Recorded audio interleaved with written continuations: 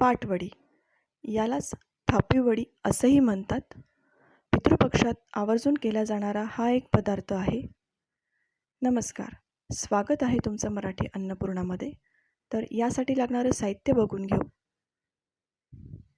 खोबरा किस घेतला आहे, हिंग घेतला आहे, जिरं, बारीक कापून घेतलेली कोथिंबीर आहे, हिरव्या मिरच्या आणि ओवा घेतल्या आहेत, भाजून घेतलेली खसखस घेतली आहे, हळद घेतली आहे आणि 1 वाटी बेसन पीठ घेतलं आहे. साधारणपणे 3 इथे मी हिरव्या मिरच्या घेतल्या आहेत आणि ओवा घेतला आहेत.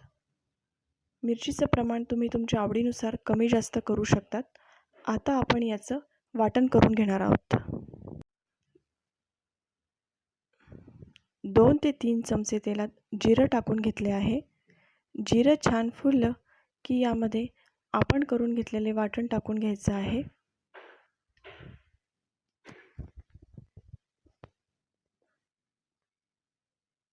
थोडं परतून घ्यायचं आहे. गॅसची फ्लेम इथे लोच ठेवायची आहे. हिंग टाकला आहे.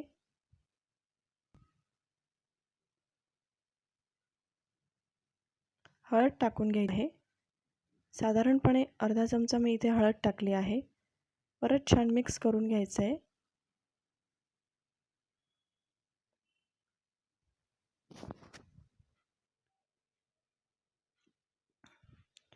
इथे मी आता 1.5 वाटी पाणी टाकून घेते.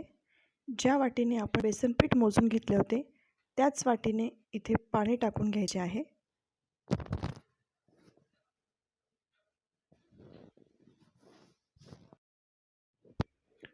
मीठ टाकून घ्यायचं आहे चवीनुसार. पाण्याला छान उकळी येऊ द्यायची आहे. यानंतर यामध्ये थोडे थोडे करून बेसन पीठ टाकून घ्यायचे आहे. एका हाताने पीठ टाकून दुसऱ्या हाताने मिश्रण हे हलवत राहायचं आहे. याच्या सर्व आपण आता गाठी मोडून घेणार आहोत. इथे मी सर्व पीठ टाकून घेतलं आहे. आता मी याच्या सर्व गाठी मोडून घेते. बघू शकता, गॅसची फ्लेम इथे लोच ठेवायची आहे. छान अशा गाठी ह्या मोडून घ्यायच्या आहे.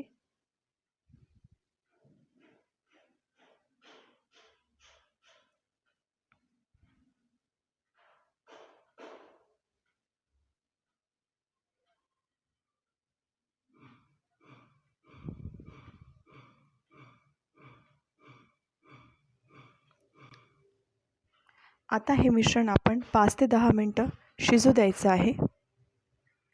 बघू शकता, आपलं पीठ इथे तयार आहे. पिठातला कच्चेपणाही गेला आहे. इथे मी ताटाला तेल लावून घेतलं आहे. त्यावर हे मिश्रण गरम असतानाच आपण टाकून घ्यायचं आहे.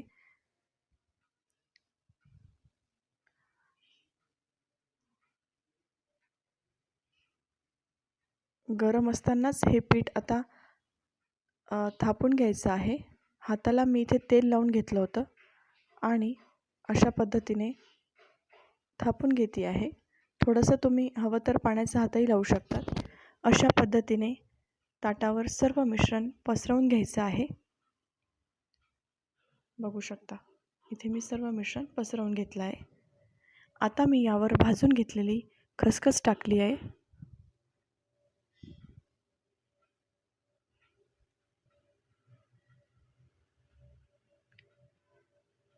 त्यानंतर यावर खोबरा किस टाकून घ्यायचा आहे.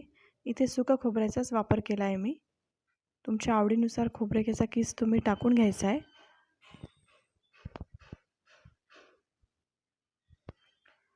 कोथिंबीर टाकून घ्यायची आहे.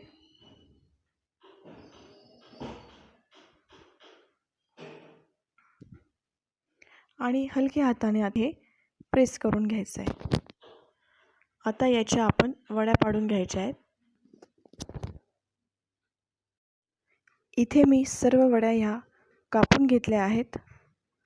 तयार झाली आहे आपली पाटवडी.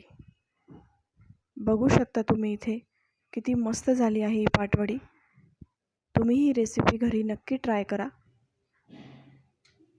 ही पाटवडी तुम्ही अशीचही खाऊ शकतात. किंवा रस्स्याबरोबरही खाऊ शकतात. खायला अतिशय खमंग लागते ही पाटवडी.